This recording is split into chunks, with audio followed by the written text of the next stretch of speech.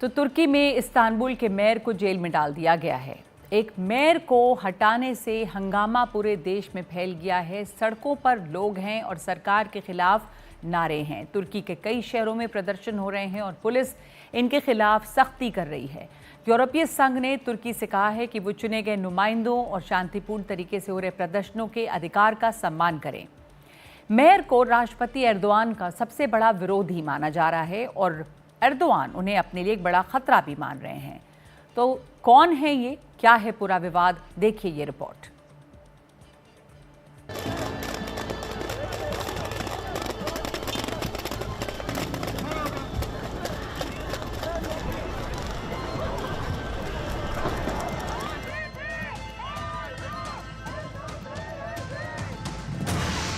Istanbul, Ankara और अब इज़मीर, तुर्की के सभी बड़े शहर उबल रहे हैं। इस्तांबुल के मेयर एक्रम इमामोगलू की गिरफ्तारी और निलंबन का विरोध पूरे देश में फैल गया है। लोग सड़कों पर हैं और विरोध राष्ट्रपति एर्दोआन के खिलाफ है।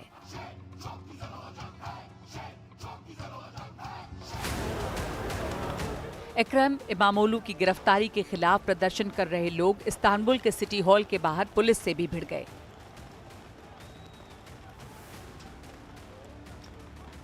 प्रदर्शनकारियों को खदेड़ने के लिए पुलिस ने उन पर मिर्च का पाउडर फेंका, पानी की बौछारें मारी और बाद में कुछ लोगों को हिरासत में लिया।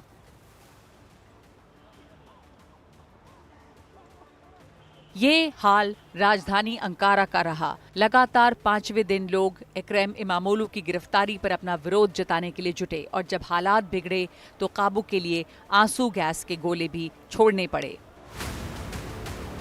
सोमवार को इज़मीर के भी लोग सड़कों पर उतर आए। एक्रम इमामोगलू को पिछले हफ्ते बुधवार को हिरासत में लिया गया था। रविवार को उनकी गिरफ्तारी हो गई और मेयर के पद से निलंबन भी। एक्रम इमामोगलू इस्तांबुल के मेयर हैं, उन पर कई आरोप लगाए गए हैं।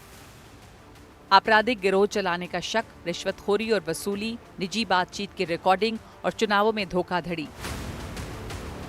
एक्रम इमामोगलू के साथ ही 47 और लोगों को भी जेल भेजा गया है, जिनमें से एक उनका खास सहयोगी और 2 इस्तांबुल के जिला मेयर।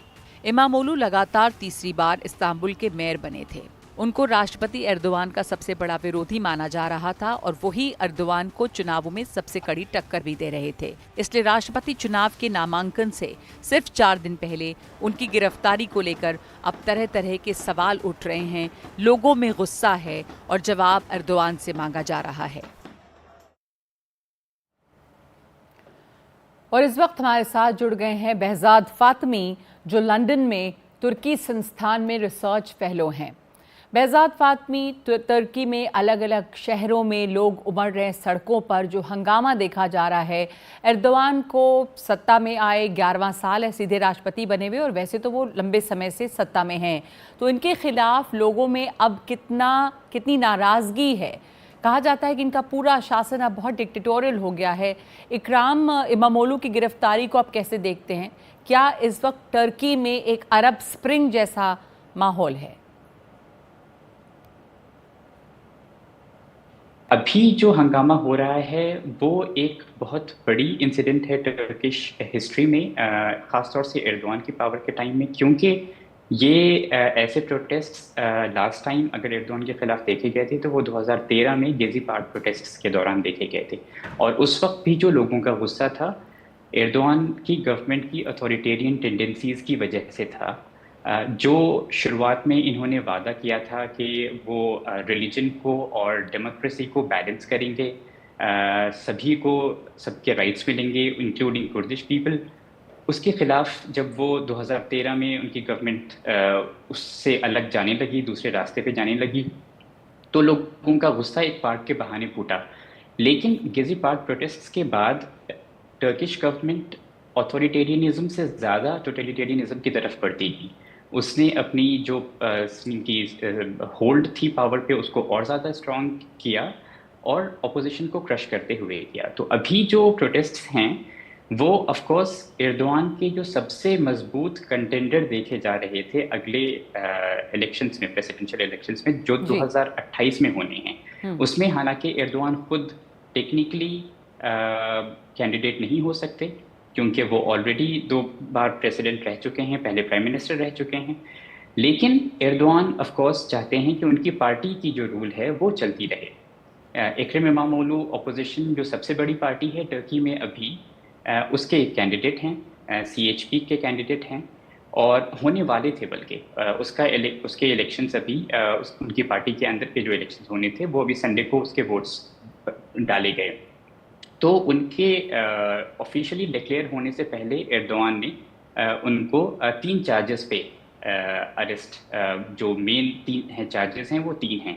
एक तो करप्शन का चार्ज है, दूसरा एक टेररिस्ट ऑर्गेनाइजेशन PKK को सपोर्ट करने का चार्ज है, और तीसरा चार्ज उनकी डिग्री को फेक होने का है। इन तीनों में से अगर किसी भी चार्ज में वो कन्विक्ट हो जाते हैं इकरम इमामोगलू, तो वो इलेक्शन में कैंडिडेट नहीं हो सकते। तो इस वक्त उनकी गिरफ्तारी से उनकी कैंडिडेचर पर सवाल खड़ा हो गया है, लेकिन फिर भी ऐसा लग रहा है कि चूंकि वो बहुत मजबूत कंटेंडर के तौर पे सामने आए थे तो उन्हें जेल में डाल दिया गया है। जो मौजूदा हालात हैं वहाँ पर अब आपको क्या लग रहा है, ऐसी क्या वजह रही, क्या ट्रिगर था? इमामोगलू की गिरफ्तारी एक छोटा सा कारण है, लेकिन इतने बड़ी पैमाने पर लोग बाहर आए हैं, सड़कों पर हैं, तो एर्दोआन के खिलाफ इतनी नाराजगी किन बातों की रही है? टर्की के 85 प्रोविंसेस में से 50 से ज़्यादा, बल्कि 55 प्रोविंसेस में प्रोटेस्ट्स अभी चल रहे हैं गवर्नमेंट के खिलाफ। तो ये एक इम्पॉर्टेंट फैक्ट है जो लोगों के सामने पेश करना चाहिए। दूसरी चीज़, इकरम इमामोगलू को अरेस्ट करने, इकरम इमामोगलू के साथ जो एर्दोआन की प्रॉब्लम है वो आज अभी पहली बार नहीं हो रही। 2019 में इस्तांबुल के इलेक्शंस में जब इकरम इमामोगलू जीते थे, पहले एक इलेक्शंस में जीते थे वो, जो उसमें उस इलेक्शन को टर्किश गवर्नमेंट ने कैंसिल कर दिया था, इरेगुलरिटीज़ हुई हैं ये बताते हुए। और उसके बाद फिर सेकंड राउंड इलेक्शन हुआ, जिसमें इकरम इमामोगलू और ज़्यादा वोट से जीतकर इस्तांबुल के मेयर बने।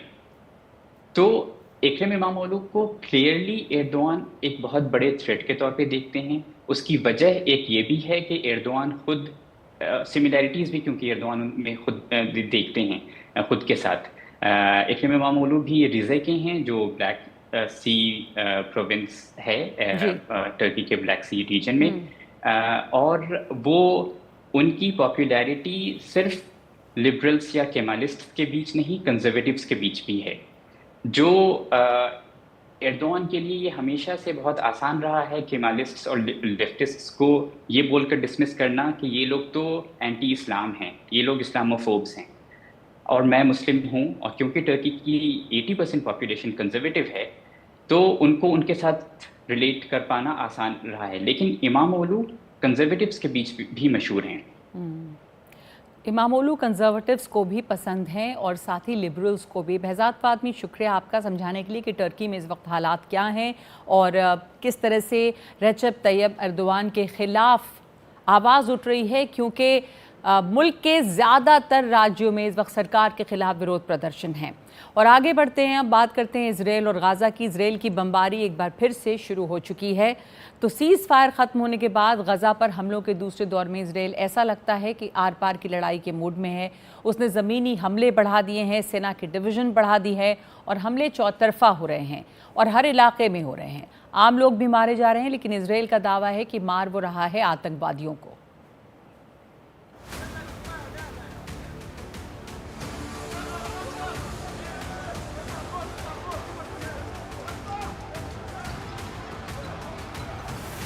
जबरदस्त आग, समझ में ना आने वाला शोरगुल और हर तरफ अफरा तफरी। इजराइल के हमले के बाद दक्षिण गाजा में खान यूनुस के सबसे बड़े अस्पताल नासिर अस्पताल का हाल कुछ ऐसा था। पिछले हफ्ते इजरायली हमलों के शुरुआत के बाद इस अस्पताल में दाखिल जख्मी लोगों की संख्या काफी बढ़ गई है। अब उसी अस्पताल पर इजराइल ने हमला कर दिया है।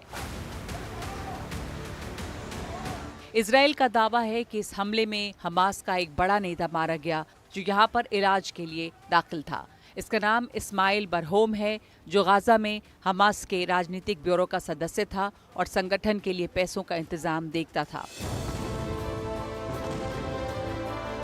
ये इजराइल की लगातार दूसरी कामयाबी है।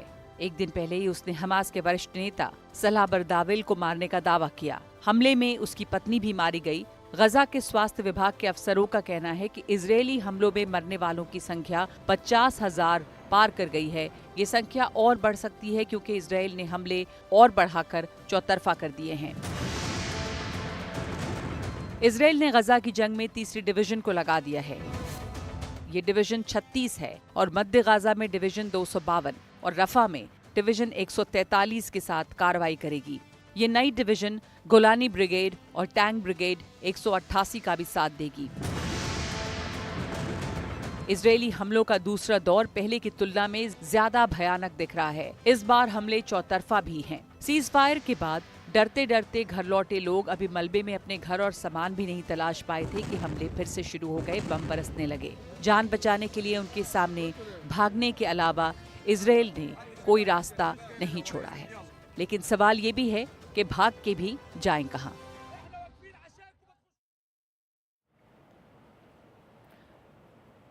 रूस और यूक्रेन के बीच जंग को खत्म करने के लिए सऊदी अरब के रियाद में रूस और अमेरिका के बीच बातचीत चल रही है। इससे पहले कल अमेरिका और यूक्रेन के बीच बात हुई और यूक्रेन इस बातचीत से संतुष्ट नजर आ रहा है। वो अमेरिका की शर्तों को मान रहा है, लेकिन जब ये बातचीत हो रही थी उसके कुछ देर बाद ही रूस ने यूक्रेन के कई इलाकों पर धावा बोल दिया। सोमवार को रियाद में अमेरिका और रूस की बातचीत के लिए जब तैयारियां हो रही थीं, तब रविवार को रूस ने यूक्रेन पर फिर हमला बोल दिया। इस बार निशाने पर खार्किव का कुपियांस शहर था। हर तरफ अफरा तफरी मच गई। बातचीत से ठीक पहले रूस ने डोनेट्स्क पर भी हमले करके एक इलाके को वापस ले लिया। यूक्रेन के राष्ट्रपति ज़ेलेंस्की कह रहे हैं कि ये सब रोकने के लिए रूस पर दबाव और बढ़ाया जाना चाहिए। ज़ेलेंस्की कह रहे हैं कि यूक्रेन 30 दिन के पूर्णकालिक सीज फायर के लिए तैयार है, जिसका प्रस्ताव ट्रंप ने दिया है। लेकिन रूस के राष्ट्रपति पुतिन ने कह दिया है कि जब तक यूक्रेन को हथियारों की सप्लाई पर पूरी तरह से रोक नहीं लग जाती, ये संभव नहीं है। पर रूस की ये मांग यूक्रेन और उसके पश्चिमी सहयोगियों को मंजूर नहीं। रियाद में रूस और अमेरिका फिर आमने सामने हैं। ये बातचीत पिछली बार की बातचीत से एकदम अलग है। माना जा रहा है कि इस बार तो कोई रास्ता जरूर निकलेगा जो सबको मंजूर होगा। जंग से ही जुड़ी एक और बड़ी खबर, यमन के हूती बागियों पर अमेरिका के ताज़ा हमलों में एक शख्स की मौत हो गई है। तो यमन में हूतियों पर लगातार अमेरिका के हमले जारी हैं और इनमें 10 से ज़्यादा लोग ज़ख्मी हुए हैं। अमेरिका लगातार 10 दिनों से हूतियों पर बम बरसा रहा है। अमेरिका ने अब तक उन जगहों की जानकारी नहीं दी है जहां पर बम गिराए जा रहे हैं, लेकिन अमेरिका के राष्ट्रीय सुरक्षा सलाहकार माइक वॉल्ट्ज का दावा है कि हमलों में हूती बागियों के कई बड़े नेता मारे गए हैं, जिनमें उनका प्रमुख मिसाइल भी शामिल है। नवंबर 2023 से लेकर जनवरी 2025 तक हूती बागियों ने 100 से ज़्यादा मालवाहक जहाज़ों पर मिसाइलों और ड्रोन से हमले किए हैं। उन्होंने 2 जहाज़ डुबोए, 4 नाविकों की हत्या की, अमेरिकी लड़ाकू जहाज़ों पर भी हमले किए, लेकिन किसी में भी कामयाबी नहीं मिल सकी है।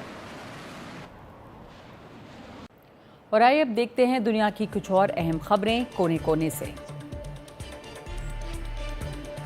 कनाडा में 27 अप्रैल को चुनाव प्रचार थमेगा और 28 अप्रैल को वोट डाले जाएंगे। कनाडा में वक्त से पहले चुनाव करवाए जा रहे हैं क्योंकि प्रधानमंत्री ने गवर्नर जनरल से संसद को भंग कर देने के लिए कहा है।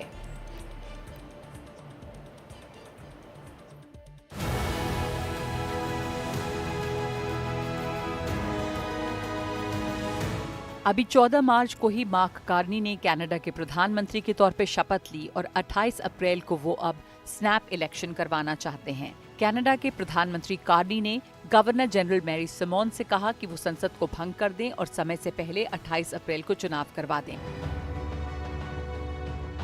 इसके पीछे कार्नी का तर्क ये है कि उन्हें अमेरिकी राष्ट्रपति ट्रंप से निपटने के लिए और हर किसी के लिए काम करने वाली अर्थव्यवस्था के लिए जनादेश चाहिए। सिमोन से मुलाकात के बाद उन्होंने कहा कि सुरक्षित कनाडा के लिए, कनाडा में निवेश के लिए, कनाडा के निर्माण के लिए और कनाडा की एकता के लिए बहुत कुछ करना है।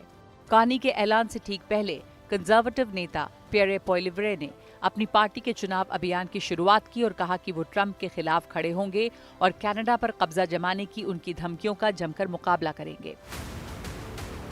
New Democratic Party, the Bloc, Quebecois और ग्रीन पार्टी ने भी अपने चुनाव अभियान की शुरुआत कर दी है। चुनावों से जुड़े सर्वे बताते हैं कि इस वक्त लिबरल पार्टी सरकार बनाने की दिशा में सबसे आगे चल रही है। तो अब उम्मीद है कि जिस पार्टी को जनादेश मिलेगा वो जनता के समर्थन के साथ ट्रंप का मुकाबला कर पाएगी। अमेरिका से निकाले गए 199 लोगों को लेकर एक विमान सोमवार की सुबह वेनेजुएला पहुंचा। दोनों देशों के बीच हुए समझौते के बाद ये संभव हो सका है। वेनेजुएला के राष्ट्रपति मादुरो ने वेनेजुएला के तेल के निर्यात से जुड़े लाइसेंस को वापस लेने के अमेरिका के फैसले के बाद लोगों को वापस लाने की उड़ानों पर रोक लगा दिया था। अमेरिकी राष्ट्रपति का आरोप है कि जिन लोगों को वापस भेजा जा रहा है वो एक गैंग के सदस्य हैं। इस गिरोह को अमेरिकी विदेश विभाग आतंकवादी संगठन मानता है, जो वेनेजुएला की एक जेल में बना है। और पेरू में बढ़ती हिंसा के खिलाफ सैकड़ों लोग लीमा की सड़कों पर उतरे। इस बीच देश के गृह मंत्री को हटा दिया गया है। देश की संसद ने उनके खिलाफ प्रस्ताव पास करके उनको पद छोड़ने के लिए 72 घंटों का समय दिया है। उनके खिलाफ लाए गए प्रस्ताव को 78 वोट मिले, जबकि विरोध में 11 वोट पड़े। 20 लोग गैर हाजिर रहे। हटाए गए गृह मंत्री का कहना है कि पिछले 10 महीनों से वो लगातार काम कर रहे थे, लेकिन वो संसद के फैसले का सम्मान करते हैं।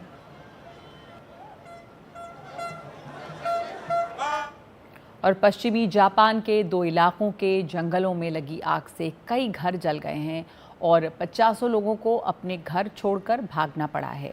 पहाड़ों के जंगलों में आग पर काबू पाने की कोशिश में सैकड़ों दमकल कर्मचारी लगे हुए हैं। एहिमे इलाके के इवाहरी शहर में बड़े पेड़ जल रहे हैं, जिन पर हेलीकॉप्टर से पानी बरसाया जा रहा था। ओकायामा में रविवार दोपहर को आग लगी और इसने देखते देखते 5 घरों को जला दिया है।